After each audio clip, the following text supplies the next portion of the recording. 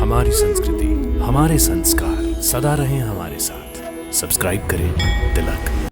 शूर्पणखा की दृष्टि जब मर्यादा पुरुषोत्तम श्री राम पर ठहरी, उसके भीतर एक तीव्र ज्वाला सी फूट पड़ी। रघुनंदन के तेज और सौम्यता ने उसे पल भर में मोहित कर लिया। उन्हें निहारते हुए उसके मन में बस एक आकांक्षा जागी कि वह इस दिव्य पुरुष को अपना जीवन साथी बनाए। अपनी मायावी शक्तियों का प्रयोग कर उसने अपना रूप बदला और एक मनोहर स्त्री की भांति राम के सम्मुख प्रणय निवेदन रख दिया।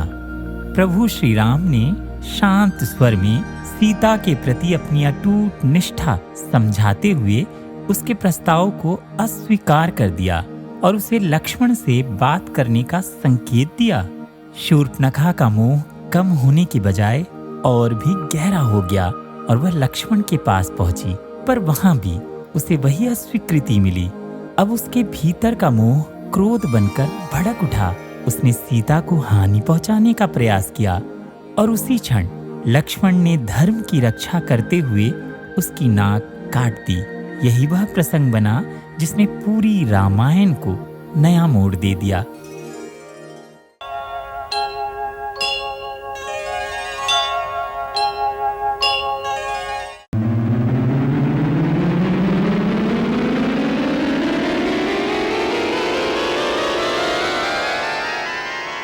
शूर्पणखा व्याकुल भई, खो बैठी चित चैन। राम रूप को देख के चकाचौंध भय नैन। कामातुर लोलुप नारी, भई अंध गई मत मारी, भई अंध गई मत मारी। कामातुर लोलुप नारी, फैलाने लगी निज माया, इच्छाकृत रूप बनाया, इच्छाकृत रूप बनाया। फैलाने लगी निज माया।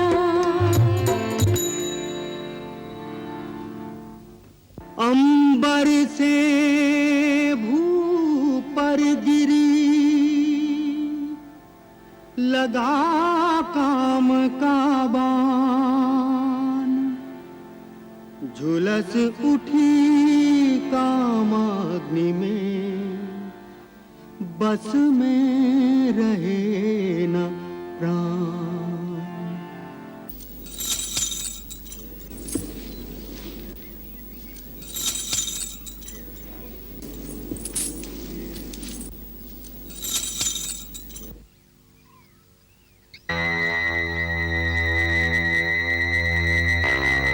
नमस्कार देवी, आपका परिचय? वैसे प्रकृति पुरुष के परिचय की क्या आवश्यकता? तुम पृथ्वी की परम तेजस्वी सुंदर पुरुष हो और मैं त्रिलोक सुंदरी नारी। हे त्रिलोक सुंदरी, मैं आपकी क्या सेवा कर सकता हूँ?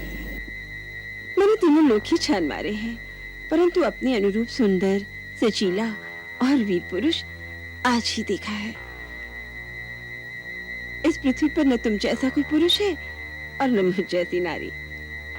विधाता ने हम दोनों को एक दूसरे के लिए ही रचा है, इसलिए पति भाव रखकर मैं तुम्हारे पास आई हूँ। मैं इच्छा अनुसार रूप धारण करने वाली राक्षस कुल की राजकुमारी शूर्पणखा हूँ। मेरा नाम कामवल्ली भी है। राजकुमारी शूर्पणखा? हाँ, लंकेश्वर त्रिलोक विजय रावण का नाम तो तुमने सुना ही होगा। मैं ऋषि पुलस्त्य के पौत्र, महात्मा विश्रवा के पुत्र, महाराज महाबली, विश्व विजयी तेजस्वी रावण मेरे भाई हैं। महाबली, कुंभकर्ण और विभीषण भी मेरे भाई हैं। इस विशाल जनस्थान पर जिनका पूर्ण अधिकार है, वो पराक्रमी योद्धा खर और दूषण भी मेरे भाई हैं। देवताओं का कोषाध्यक्ष कुबेर भी मेरा भाई है। प्रसन्नता हुई परिचय पाकर। परंतु तुम्हारा परिचय नहीं मिला। तपस्वी के वेश में जटा धारण किए और धनुष बाण से सुशोभित तुम साधु भी दिखते हो और योद्धा भी। वास्तव में तुम हो कौन? देवी, देवताओं के समान पराक्रम वाले और परम धर्मात्मा महाराज दशरथ का नाम तो सुना होगा। मैं उन्हीं अयोध्या नरेश दशरथ का पुत्र हूं, राम। राम? राम से किस काम की आशा लेकर असुर सुंदरी के कोमल चरण इस कुटिया तक आए हैं?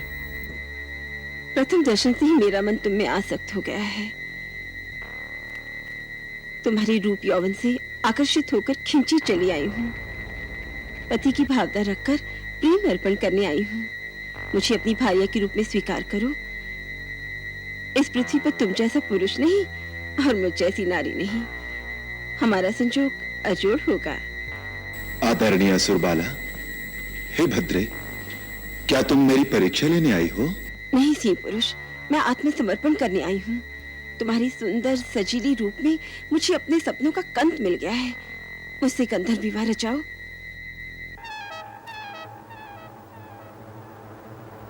मैं विवाहित हूं। ये मेरी परिणीता धर्मपत्नी सीता है।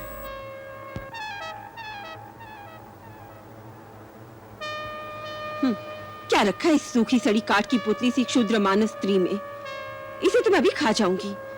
उसके बाद तुम दंडक वन के राजा बनना और मैं तुम्हारी प्राण प्यारी रानी। हाँ, यदि तुम्हें इस पर दया आती हो तो ये भी पड़ी रहेगी हमारी दासी बनकर। हमारे वन प्रदेश में एक नहीं अनेक विवाह रचा सकते हैं। किंतु मैं एक पत्नी व्रत ले चुका हूं, और फिर तुम जैसी स्त्री साउथ का साथ कैसे सहन करेगी?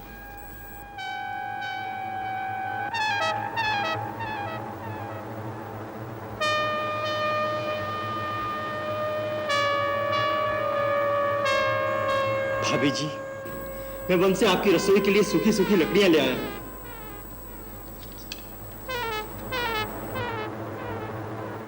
ये कौन है तुम्हारी ही जैसा सुंदर और सजीला? ये मेरा छोटा भाई लक्ष्मण है। अकेला है? हाँ, वन में तो अकेला ही है। तो ठीक है, मैं इसके सन्मुख विवाह का प्रस्ताव रखूंगी। तुम स्वच्छंद विचरण करने वाली नारी ठहरी, तुम्हें मनमानी करने से कौन रोक सकता है? प्रयत्न करके देखो।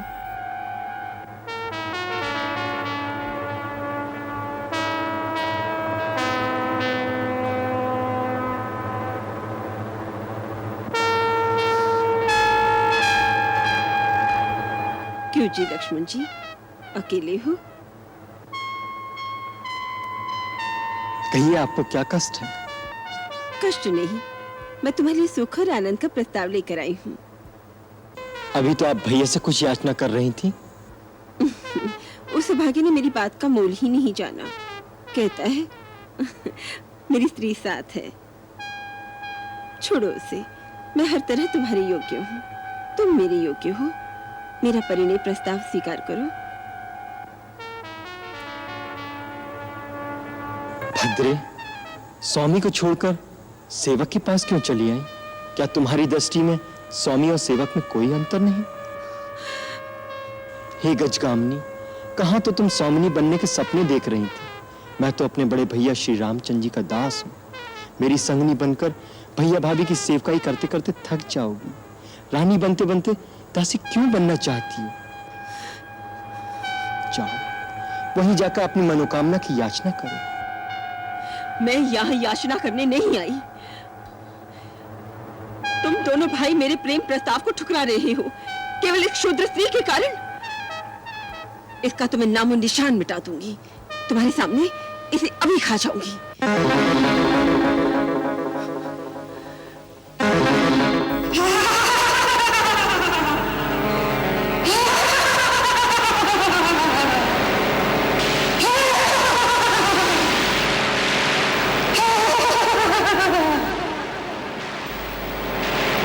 लक्ष्मण, इस कमल ककड़ी को चबाकर खा जाऊंगी।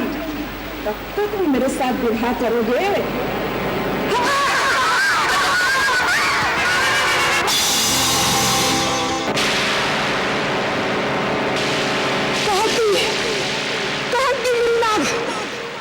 यदि दंडकारिणी में तुम दोनों की चिता ना जला दी तो मेरा नाम सुपनखा नहीं, मैं रावण की बहन नहीं, खरदूषण मेरे भाई नहीं।